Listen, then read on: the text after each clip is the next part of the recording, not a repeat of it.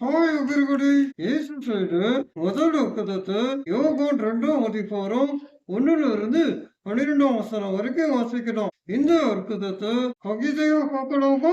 கானா ஒரு கல்யாணம். ஞான ஸ்நானம் எடுத்து 3 நாள் தான் ஆகி இருந்தது. கலிலேயாவில் உள்ள குடும்பம் ஒன்றில் இருந்து கல்யாண அழைப்பு வந்திருந்தது. இயேசுவும் அவர் சீஷர்களும் மரியாளுடன் சென்றிருந்தார்கள். திராட்சை ரசம் குறைவுபட்டது என்று கல்யாண வீட்டார் கைது செய்தார்கள். விருந்துக்கு ஆட்கள் வந்து கொண்டே இருக்க வியத்து போய் கல்யாண வீட்டார் மரியாளிடம் மனம் திறக்க, மரியாளும் இயேசுவிடம் இச்செய்தியை எடுத்துரைக்க, உரியவர் கூறட்டுமே, உனக்கென்ன வந்தது என்றார் இயேசு.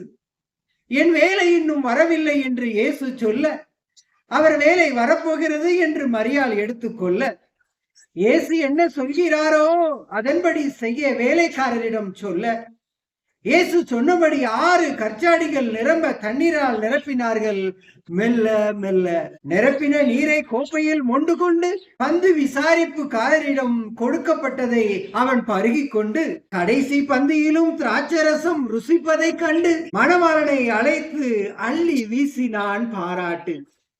அவமானத்தில் முடியவிருந்த விருந்து ஒன்று வெகுமானத்தில் முடிந்தது எப்படி என்று பார்க்க போகிறோம் வேதத்தில் நாம் இன்று. என் வேலை இன்னும் வரவில்லை என்ற இயேசுவின் வார்த்தையை விருந்து வேலை முடிவதற்குள் இயேசுவின் வேலை வந்துவிடும் என்று நம்பின மரியாளின் நம்பிக்கை ஒன்று.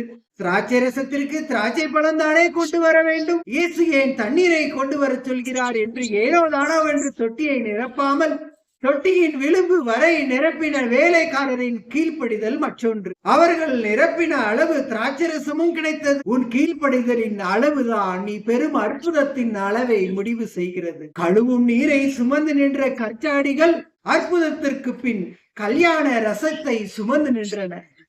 இயேசுவின் அற்புதம் நம் வாழ்வின் தாழ்வான நிலைமையை தலைகீழாய் மாற்றிவிடும். கழுவும் நீரை சுமந்து கொண்டு நின்ற கற்சாடிகள் அற்புதத்திற்கு பின் கல்யாண ரசத்தை சுமந்து நின்றன.